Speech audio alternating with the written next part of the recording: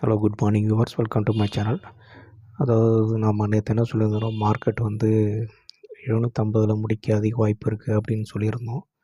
அதுக்கேற்ற மாதிரி மார்க்கெட் இப்போ வந்து 754, 55 அதுக்குள்ளே தான் இருக்குது.